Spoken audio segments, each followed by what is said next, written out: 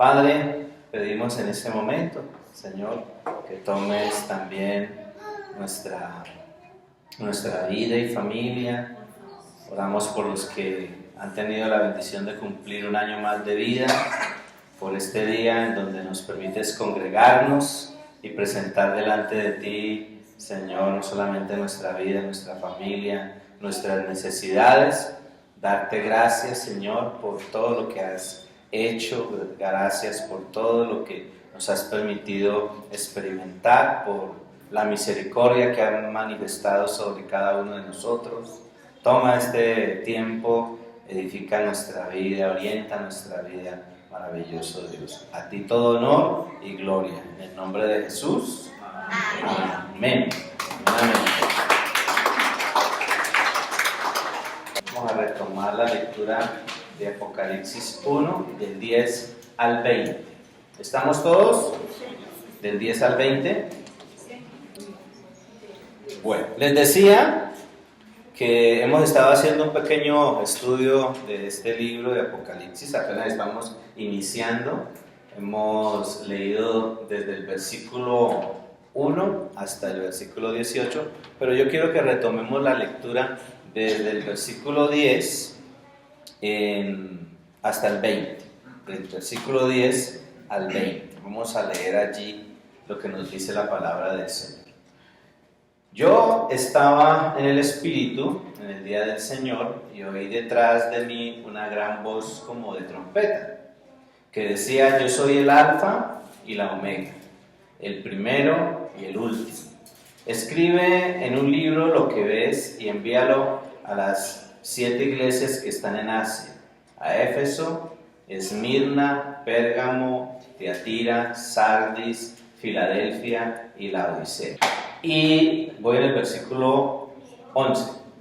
Y me volví para ver la voz que hablaba conmigo, y vuelto vi 7 candeleros de oro, y en medio de los 7 candeleros a uno semejante al Hijo del Hombre, vestido de una ropa que llegaba hasta los pies y ceñido por el pecho con un cinto de oro.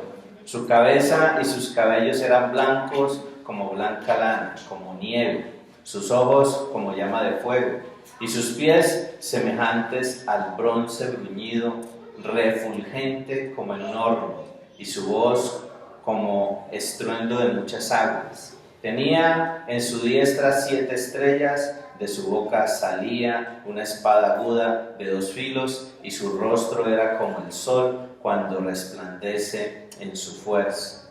Cuando le vi, caí como muerto a sus pies, y él puso su diestra sobre mí, diciéndome: no temas, yo soy el primero y el último, y el que vivo, y estuve muerto, mas he aquí que vivo por los siglos de los siglos. Amén.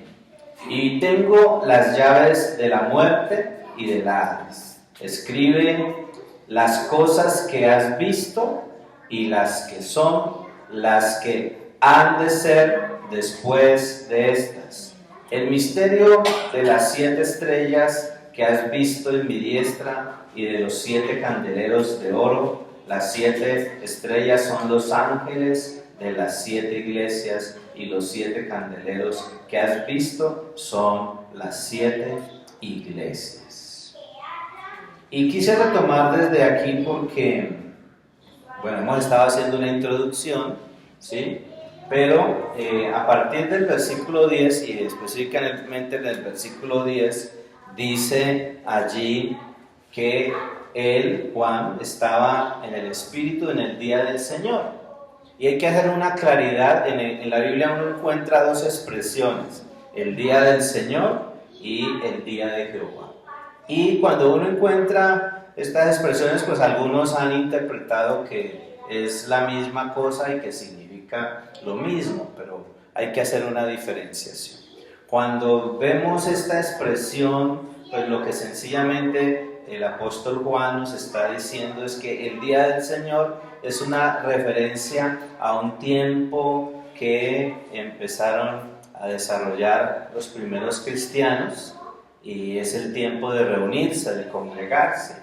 Es un tiempo para reunirnos, es un tiempo para congregarnos y se generó ese hábito, como lo hablábamos la vez pasada, ¿recuerdan? Se generó ese hábito. Es un día en donde nosotros, así como se empezó a practicar después del inicio de la iglesia cristiana, después de la ascensión de Cristo, es un día para que nosotros lo dediquemos a nuestro Padre Celestial y nos edifiquemos, ¿sí? Nos congreguemos, nos reunamos.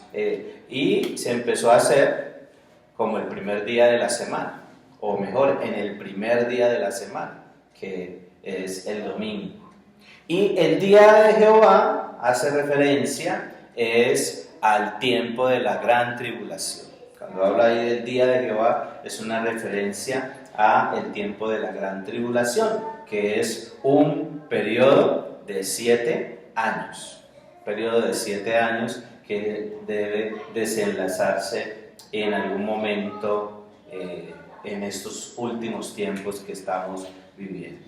Si usted salta al versículo 17, él dice: al verlo, caí a sus pies como muerto, pero me puso la mano derecha encima y me dijo: no temas, yo soy el primero y el último, el que vive, aunque estuvo muerto, ahora vivo para siempre y tengo las llaves del infierno y de la muerte, no temas. Y aquí encontramos entonces la explicación, o mejor, la narración de toda esa revelación, la narración de esa visión que está teniendo Juan con Jesucristo. Aquí vemos entonces a ese Jesucristo glorificado, y Juan lo está presentando en su narración a Jesucristo glorificado en la función de su oficio sacerdotal, y ese énfasis lo encontramos aquí.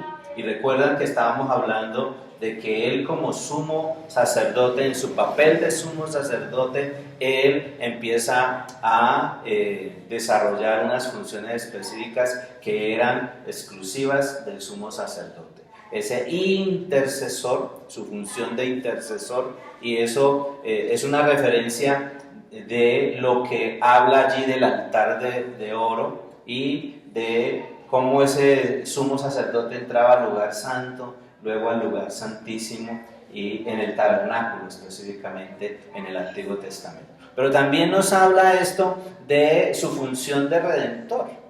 Después de entrar, salía al lavacro el sumo sacerdote, y esto hace referencia a esa función de redentor, de que él, a través de su obra en la cruz, lo que viene a hacer es lavar, es perdonar. ¿Recuerdan lo que nos dice 1 Juan 1:9? Que si confesamos nuestros pecados, Él es fiel y justo para limpiarnos, para perdonarnos de toda nuestra maldad. Y esa función como sumo sacerdote que tiene Jesucristo es la que permite que nosotros seamos lavados, que nosotros seamos limpiados, que nosotros seamos perdonados, producto de la obra que hizo en la cruz. Pero también la función de guía. Una de las funciones del sumo sacerdote era direccionar, ser guía. Y eso se evidencia en las referencias que hay y en las imágenes o símbolos que hay con respecto al candelero, ¿sí? O los candeleros de los que habla allí en el Antiguo Testamento, y aquí también los nombra en esta porción que hemos estado leyendo. Y el sumo sacerdote, como les decía la vez pasada, él entra allí al lugar santo, tiene acceso libre al lugar santo, al lugar santísimo, y allí en el lugar santo y en el lugar santísimo él hace unas tareas. Y una de las tareas que hace específicamente con el candelero es de limpiarlo. El candelero tenía que estar siendo limpiado, el candelero tenía que estar siendo llenado de aceite, tenía que encenderse, y la llama que se encendía de cada uno de los brazos del candelero, que eran 7 brazos, o que son mejor 7 brazos, la menorá, como se le llama, y esa llama tenía que tener un fuego adecuada. Si la llama estaba humeando mucho, entonces tenía que apagarla, ¿sí? Y mejorar la llama. Y toda esta simbología del candelero, de los candeleros, tiene que ver con el oficio del sumo sacerdote, de cuidar, pero también de proveer ese aceite. Y eso es una simbología de la presencia necesaria del Espíritu Santo en la vida de cada uno de nosotros. Y también de lo que Dios quiere para nosotros, de que nosotros podamos ser luz, que podamos dar luz a otras personas, de que podamos cumplir nuestra obra. Y ahí también dentro del oficio del sumo sacerdote habla de su función de juez. Y encontramos entonces la expresión que plantea aquí Juan, y es de la voz potente que él oyó, que hace referencia a que era una voz como si esa voz tuviera un ruido de muchas aguas, ¿sí? Cuando ustedes han ido a algún lugar en el campo donde hay una cascada y cae bastante agua, su voz era potente, dice allí, y eso hace referencia específicamente a la función de juez, su autoridad, el ejercicio de su autoridad. Pero a mí me interesa, y lo veía en la reflexión que hacía, es la actitud de Juan que está recibiendo la revelación. Aquí vemos la actitud de él al recibir la revelación. ¿Cómo reacciona el apóstol Juan cuando recibe esa revelación? Dice ahí en el versículo 17, al verlo caía a sus pies como muerto. ¿Sí? Juan era alguien muy cercano a Jesús. En el ministerio terrenal de Jesús, Juan era muy cercano, era amigo de Jesús, era bastante cercano. Y él voltea, es lo que nos muestra ahí la narración, él voltea a mirar hacia atrás y entonces pues no vemos como ese saludo efusivo con el amigo, sino que vemos aquí es una reacción totalmente diferente que nos enseña algo. Esta experiencia de lo que dice aquí, al verlo caí a sus pies como muerto, y es el hecho de que ante la revelación que nosotros hemos recibido, o ante la revelación que nosotros recibamos de nuestro Dios a través de su palabra, pues nosotros tenemos que tomar la actitud de honrarlo, de respetarlo y de actuar con reverencia. Cuando tú te presentas a Dios, debes presentarte con una actitud de honra, ¿sí? De respeto, de reverencia. Pero también entender que nosotros también hemos sido llamados a ser amigos de Dios. Y los verdaderos amigos de Dios, ¿quiénes son? Pues aquellos que obedecen. En el Evangelio de Juan, en el capítulo 15, en el versículo 14, hay una expresión ahí muy puntual, que Jesús dice, ustedes son mis amigos si hacen lo que les mando. Así de sencillo, ¿sí? Un amigo del Señor es aquel que hace lo que el Señor le dice. Y a eso hemos sido llamados nosotros. Y esa expresión que dice allí en el versículo 17, no temas, pues no es otra cosa de evidenciar la necesidad que tenemos nosotros de confiar y de tener seguridad en Él. Y allá es a donde debemos llegar nosotros como cristianos, a desarrollar confianza y a desarrollar seguridad. Si nosotros desarrollamos confianza y seguridad, pues vamos a vivir una vida cristiana que exalte, que glorifique a Dios. Ahora, ¿cuáles son las razones por las que deberíamos confiar en Jesucristo?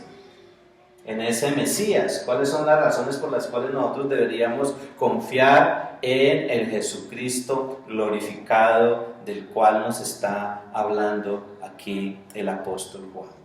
Pues sencillamente hay varias razones.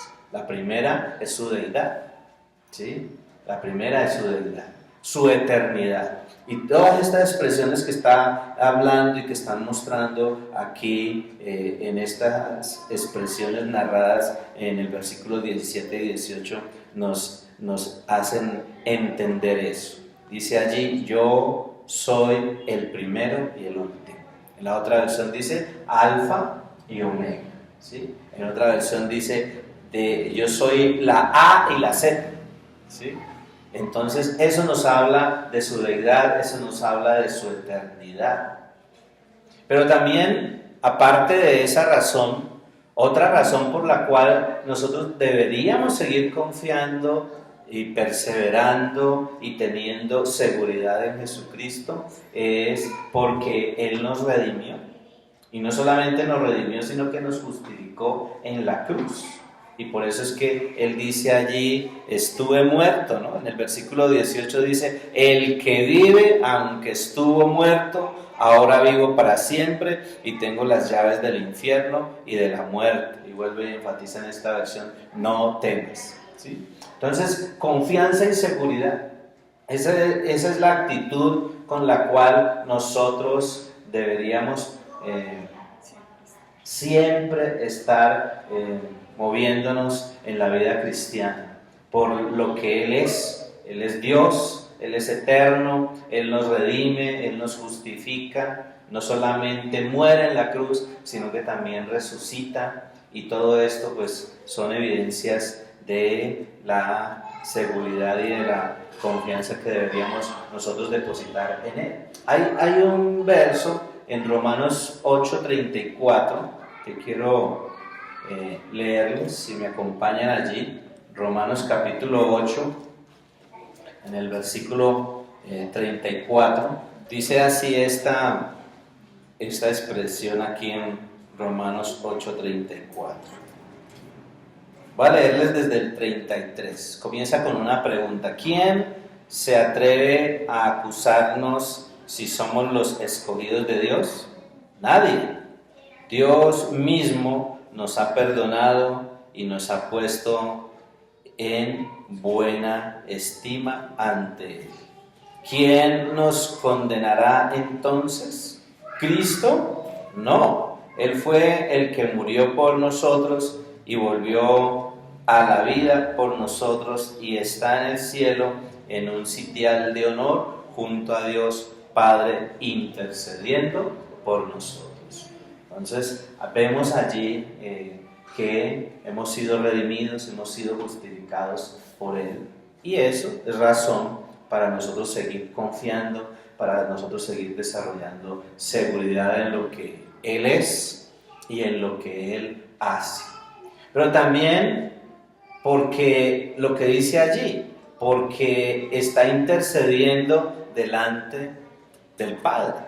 Y Él dice allí al final del versículo, dice que junto a Dios Padre intercediendo por nosotros. Entonces mire que ahí está evidenciando ese rol, ese papel de sumo sacerdote, un intercesor, uno que intercede, uno que redime, uno que guía, uno que evalúa. El juez hace eso, ¿sí? Y nosotros, ante esa revelación que hemos recibido, pues estamos llamados a honrarle, estamos llamados a respetarle, estamos llamados a reverenciarles, estamos llamados a ser sus amigos, sus verdaderos amigos. Pero ¿cómo somos sus amigos? Sencillamente cuando desarrollamos obediencia, pero también estamos llamados a confiar y a tener seguridad en lo que Él es, en lo que Él hace como nuestro Señor, como nuestro Dios. Y sigue allí en el versículo 18 evidenciando a ese Jesucristo en la condición presente que estamos viviendo. Y dice en el versículo 18, el que vive aunque estuvo muerto. Y bueno, esto hace referencia a lo que Dios es en su eternidad. Él es el mismo ayer, Él es el mismo hoy y será el mismo mañana, ¿cierto? Ayer, hoy y siempre será el mismo. Y aquí vemos entonces en esta expresión de lo que nos está narrando, de lo que nos está mostrando Juan respecto a esa visión que está teniendo con ese Jesucristo glorificado, que Jesucristo está presente en nuestra realidad actual, ¿sí? Como lo dice ahí en la otra versión, vivo por los siglos de los siglos. Y eso muestra su rol de no solamente juez, sino también de intercesor, su rol sacerdotal, ¿sí? Pero también dice ahí, tengo las llaves de la muerte y del Hades.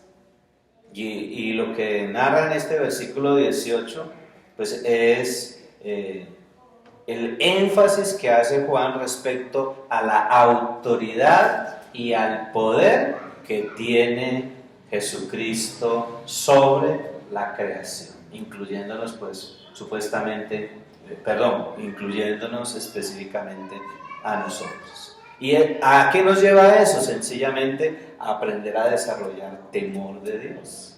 Nosotros tenemos que desarrollar temor de Dios. ¿Cómo nos acercamos a Dios?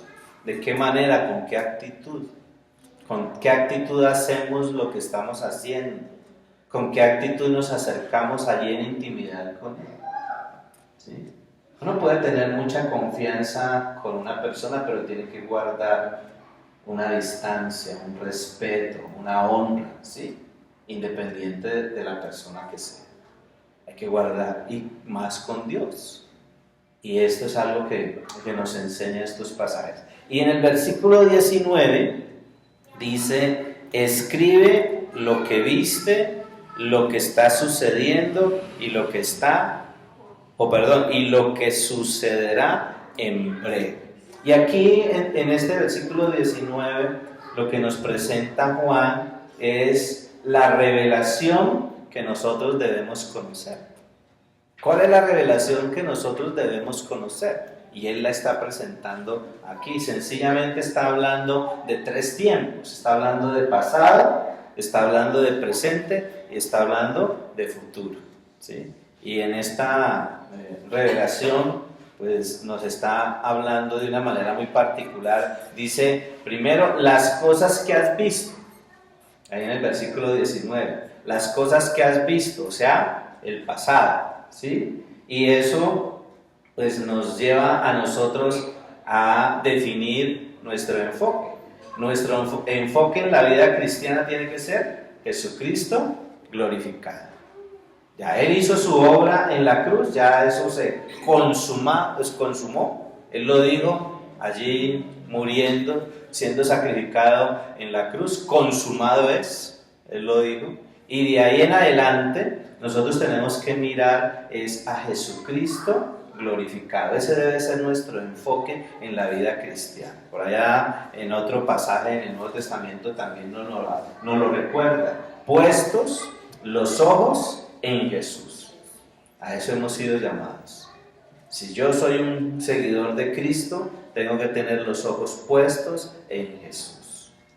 La revelación de Juan nos enseña eso, que nosotros tenemos que tener los ojos puestos en Jesús, ¿sí? Y entonces él, ese Jesús glorificado, le dice, escribe las cosas que has visto. Habla de pasado. O sea, enfócate en lo que yo he logrado, ¿sí? Lo segundo, las que son, dice allí. Y lo hace de esa forma, en esta expresión. Estamos en el versículo 19. Escribe lo que viste. Cuando dice lo que viste, está conjugado en pasado, ¿cierto? Lo que viste. Luego dice lo que está sucediendo. Está hablando de el presente.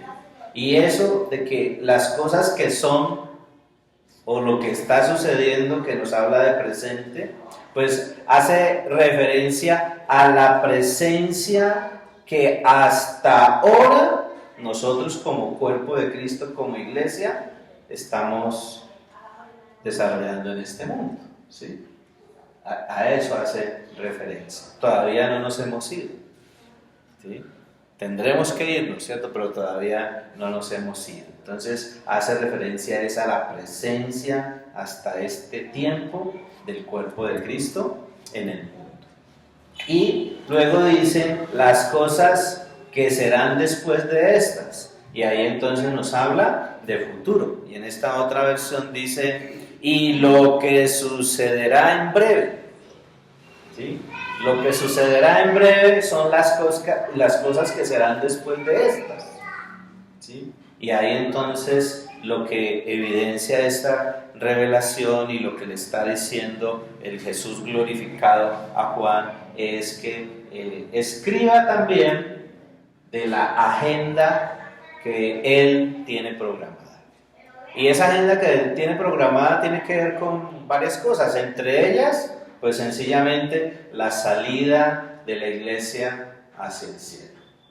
¿Sí? La salida de la iglesia hacia el cielo, pero también tiene que ver con el desenlace de todas las cosas que se van a dar en los últimos tiempos. ¿Sí? El desenlace de todas las cosas que se van a dar en los últimos tiempos. Y en el versículo 20 encontramos allí, dice, el significado de las 7 estrellas que tengo en la mano derecha y de los 7 candeleros de oro es el siguiente. Las 7 estrellas son los pastores de las 7 iglesias y los 7 candeleros son las iglesias mismas. Y aquí entonces habla del misterio que está mostrándole Jesucristo glorificado a Juan. ¿Sí? Aquí está enfatizando específicamente lo que Juan ha visto. Y en esa visión que está teniendo Juan, ¿qué fue lo que Juan vio? Pues a Jesucristo glorificado. Cuando él dice, volteé a mirar al que me estaba hablando y cuando lo vi, caí como muerto. Dice. Caí como muerto. Que es extraordinaria esa experiencia, ¿no? Extraordinaria, muy particular. ¿Sí? Que la tuvo él solamente, porque el que ha visto al Jesucristo glorificado ha sido Juan, en esa visión. En el Nuevo Testamento también narra la experiencia de Pablo, cuando él iba camino a Damasco, y allí camino a Damasco dice que una luz lo encegueció y cayó del caballo. ¿Sí?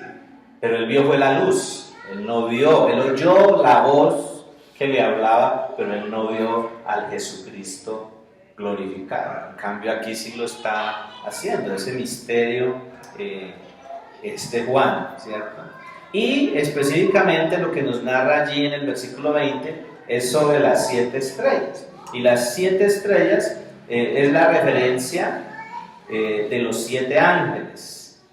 Y bueno, esta expresión ángeles, algunos la han interpretado como seres espirituales, diferentes a los seres humanos, pero en sí esta expresión que hay aquí tiene que ver con la autoridad que Él ha dado a los mensajeros de Dios en las 7 iglesias.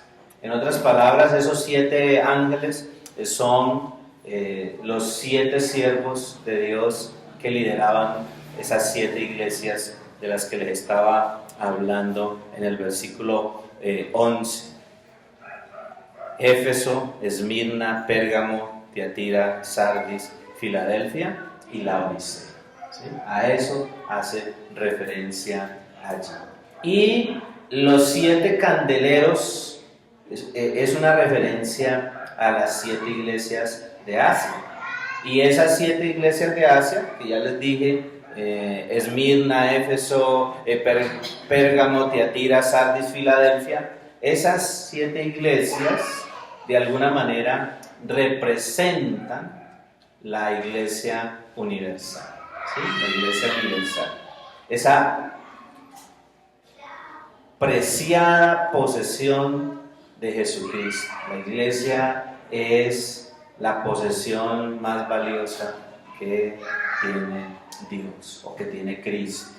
Y cuando entremos en el capítulo 2, en el capítulo 3, vamos entonces a mirar en los aspectos de cada una de esas iglesias. Lo curioso es que hasta el capítulo 3 se viene hablando de la iglesia, pero del capítulo 4 en adelante hasta el 20 no se habla más de la iglesia en la tierra.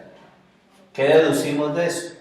Que ya nosotros no vamos a estar, ¿sí? Usted y yo ya no vamos a estar acá. Y allí también nos habla de las 7 cartas. Ahora, esas 7 cartas de las que habla allí, pues no es otra cosa que ese panorama que nos está mostrando del desarrollo del cuerpo de Cristo a lo largo de su historia. Y eso nos lleva a un desafío, es a que nosotros cuando vayamos leyendo esas 7 cartas, pues hagamos un ejercicio de interpretación, pero también de aplicación, ¿sí? No solamente debemos hacer la interpretación, sino la aplicación, porque es un mensaje que Jesucristo le está dando a cada una de esas iglesias que están en Éfeso, que están en Esmirna, que están en Pérgamo, que están en Tiatira, en Sardis y en Filadelfia. Y el mensaje tiene que ser interpretado y aplicado en 3 aspectos diferentes. Uno, un mensaje que es directo y que hay que entenderlo así. Este es un mensaje de Jesucristo que es directo para las iglesias de la época de Jesús. Entonces, cuando uno va a mirar esas iglesias, Éfeso, Esmirna, Pérgamo, Tiatira, Sardis, Filadelfia, ese mensaje es directo para ellos, ¿sí? Y en la interpretación nosotros debemos tener en cuenta eso, pero también debemos tener en cuenta que es un mensaje que es aplicable a la iglesia universal en todas las épocas. Que eso que le está diciendo a cada iglesia allí, ese mensaje también es para la iglesia en todas las épocas. La iglesia en general, no solamente una congregación local específica, sino la iglesia en general. Pero también lo tercero es que es un mensaje que es panorámico, un mensaje que nos muestra el panorama que Cristo tiene en el desarrollo de la historia de la iglesia, o que nos va a dar a conocer a través del capítulo 2, capítulo 3, nos va a dar a conocer del desarrollo de la iglesia a lo largo de la historia, y por eso se divide en 7 periodos. Y por eso cuando nos metemos aquí en Apocalipsis encontramos mucho énfasis con el número 7. ¿Recuerdan? La vez pasada hablábamos del número 7, ¿sí? Que muchos lo interpretan o lo definen mejor como el número de la perfección, pero necesariamente el número 7 no se define como el número de la perfección. En algunos casos sí, pero el número 7 tiene que ver o hace referencia a que lo que se está hablando allí es completo, ¿sí? Entonces, cuando habla de las 7 iglesias, está hablando de toda la iglesia en general, ¿sí? Aunque hay una aplicación, aunque hay un mensaje directo para la iglesia, cada una de las 7 iglesias, el mensaje es completo para toda la iglesia en general, en todas las épocas, ¿ok? Incluyendo ahora. ¿Sí? Por eso algunos en sus interpretaciones dicen que nosotros ya estamos en la última etapa de lo que está viviendo la última iglesia, que es la iglesia de la Odisea, ¿sí? ¿Qué nos enseña todo esto? Que nuestra confianza tiene que estar en Dios y su palabra. ¿Qué más nos enseña esto? Que nuestro enfoque tiene que estar en Jesucristo, que ya está glorificado, ¿sí? Que no debemos prestarle atención a fábulas, a historias raras, ¿sí? La realidad que estamos viviendo es parte del desarrollo de toda esta situación que se está dando, pero que nuestra vida tiene que estar centrada en Él. Y más en este año, en donde nosotros hemos sido desafiados a hacer de este año el año agradable del Señor. Y en este año, que es el año agradable del Señor, pues es donde más nosotros debemos dejar que la presencia del Espíritu Santo esté en nosotros, obrando. Porque aunque el Espíritu Santo está en nosotros, los cristianos, a veces no lo dejamos actuar, no lo dejamos obrar, ¿sí?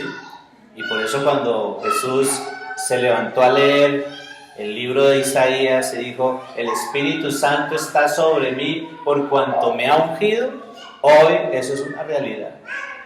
También en nosotros está la presencia del Espíritu Santo. También nosotros hemos sido ungidos por la obra que hizo Cristo en la cruz. Y si nosotros hemos sido llenados, bautizados en el Espíritu, entonces nosotros debemos caminar en esa dimensión, agradando a Dios. ¿Y cómo lo agradamos? Dejando que el Espíritu Santo obre a través de cada uno de nosotros. Que nosotros seamos sus instrumentos y que con nuestra vida nosotros lo honremos. Que con nuestra vida nosotros lo reverenciemos. Que con nuestra vida nosotros le demos la gloria, le demos la honra a Él. A eso estamos siendo desafiados. No podemos vivir una vida religiosa, acostumbrarnos simplemente a ser oidores, ¿sí? La evidencia de una buena, de una sana relación está en la intimidad, ¿sí? Si usted dice yo tengo una buena relación, una sana relación, es porque hay intimidad, una genuina intimidad con Dios. Entonces, ¿qué debemos cultivar nosotros? Nuestra intimidad con Dios, ¿sí? Y en esa intimidad con Dios, entonces, fortalecernos, desarrollar confianza y caminar, ¿sí? Caminar en esos preceptos, caminar en esos principios. ¿Qué tal si nos ponemos de pie y presentamos nuestra vida delante del Señor en este momento? Y nos ponemos de acuerdo con el Señor antes de compartir la cena. Padre, aquí estamos delante de tu altar, nos presentamos delante de ti en esta hora.